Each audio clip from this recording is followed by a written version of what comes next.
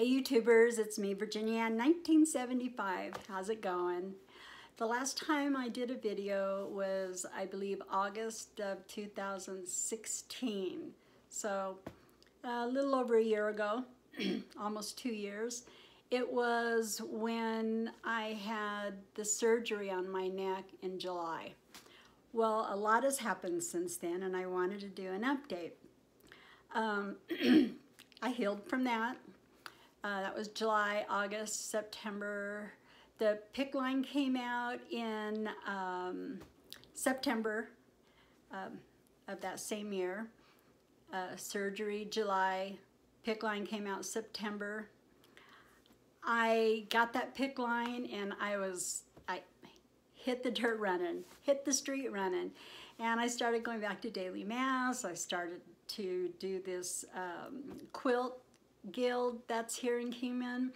I was just doing all kinds of things. Well, that came to an abrupt halt like in 10 days, because 10 days later, I developed strep throat and pneumonia. First time in my life I ever had pneumonia.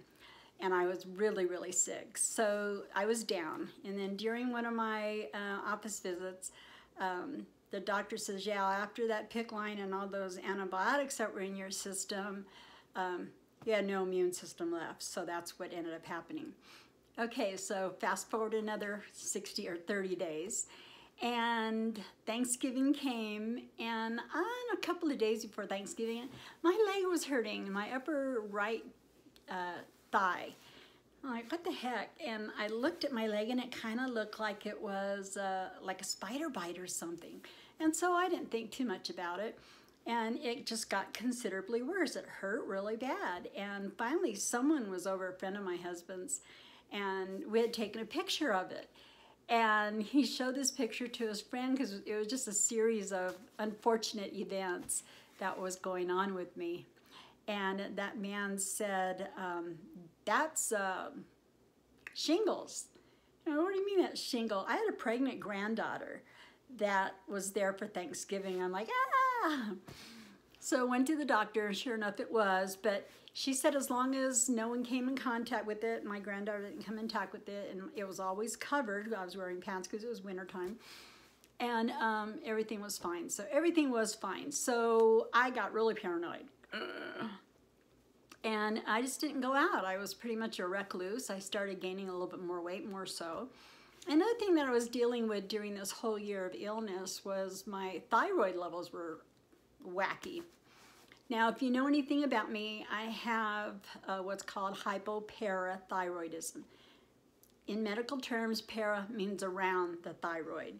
It's 4 little glands that are located around the thyroid. 2 complete different things. So I pretty much know what needs to be done. I know when my calcium is low. The parathyroids control your calcium. And there's not a whole lot you can do about it. I was taking my medication, taking calcium supplements, and doing everything I was supposed to be doing. So along comes last August. So now the whole year has gone by.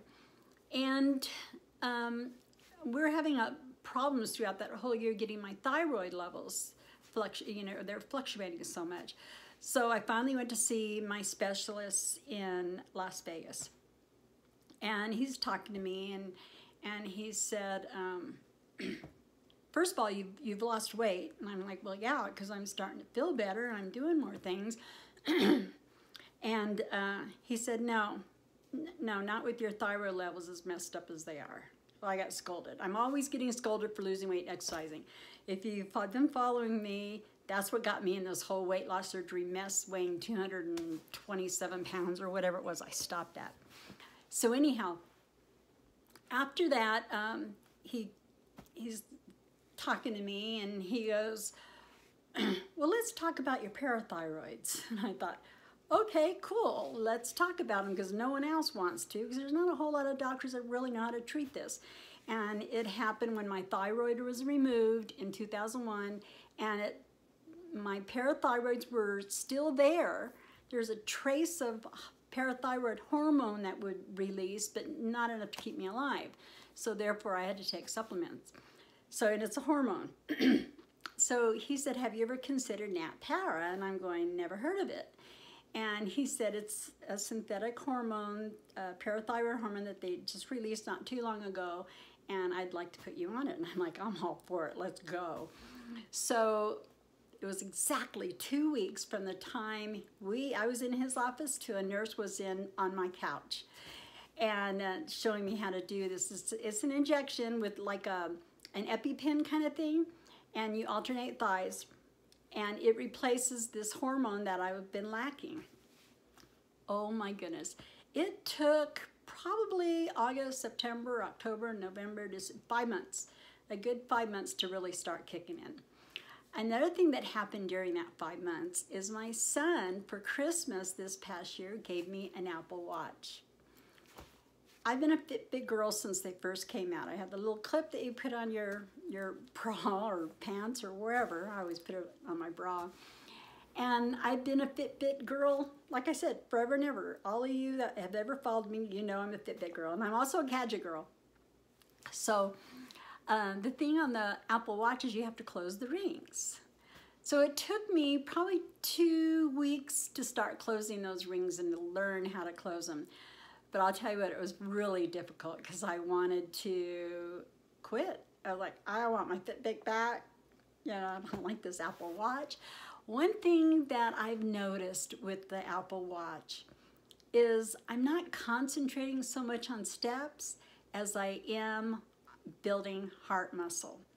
And it tracks your heart rate way better than any Fitbit has ever done.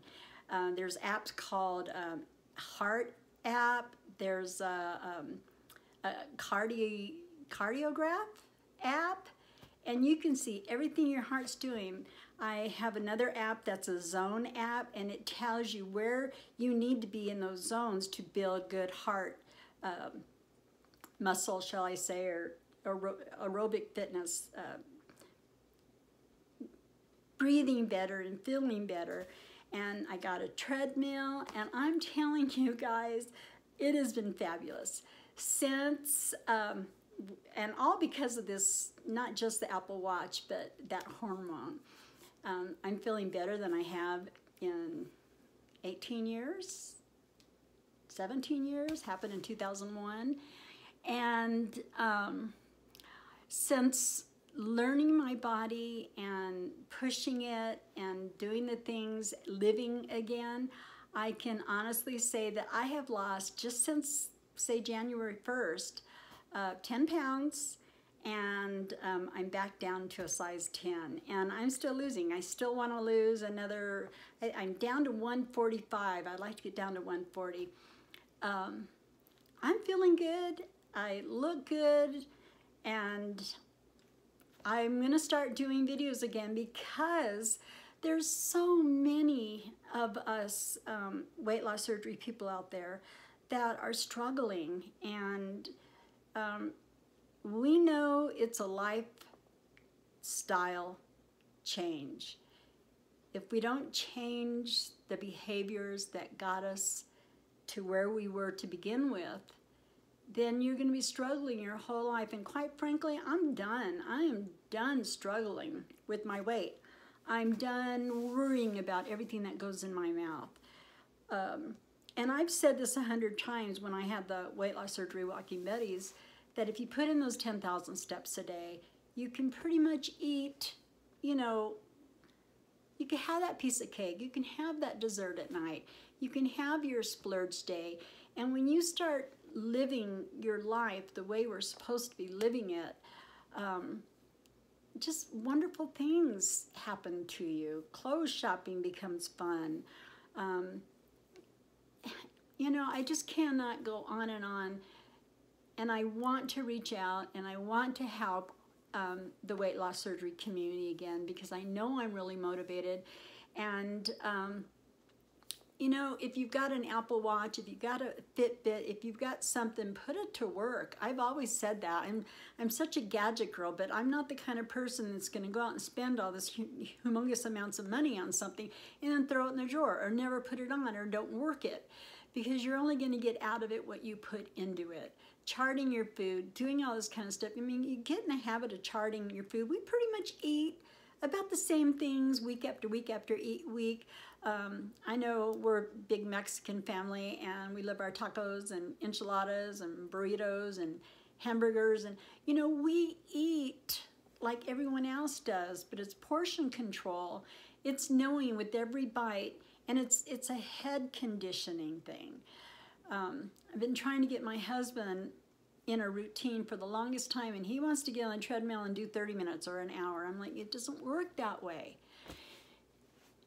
It's not so much what you push your body to do, it's what you push your mind to do. And if you get in the mindset of getting on the treadmill every day for 30 minutes and moving your body and doing these things, then everything is going to fall like a domino effect. And that's what we need to do. We need to condition our brains first.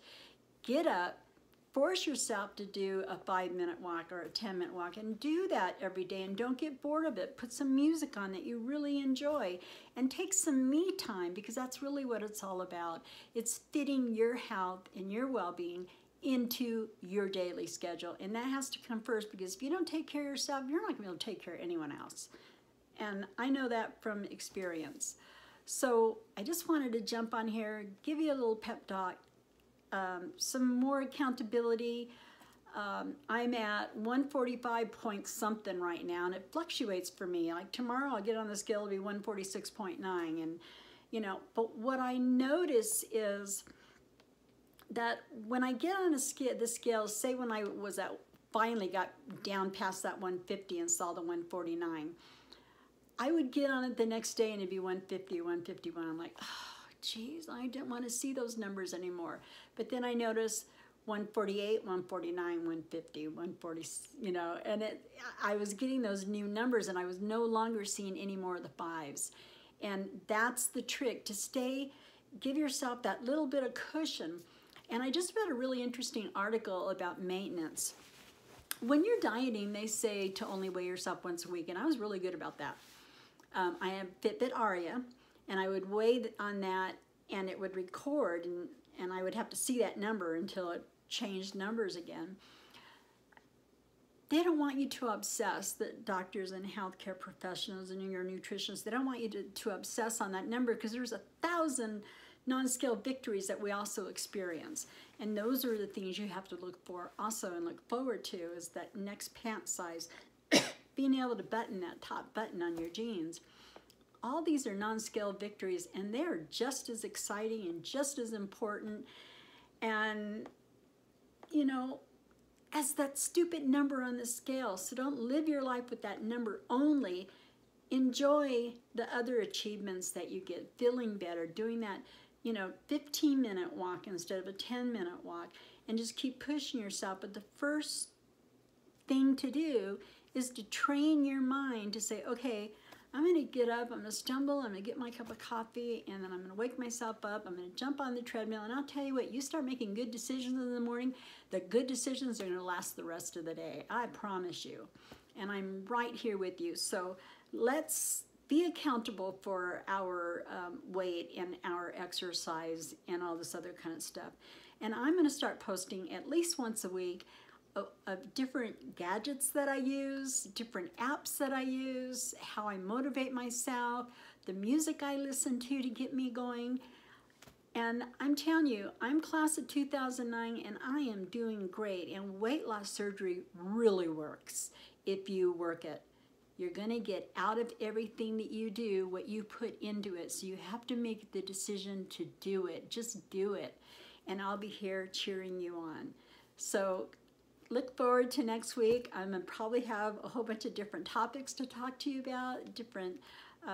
I'll weigh in. I don't know exactly what I weighed in this morning, 146 point something. I don't know, but I will post it.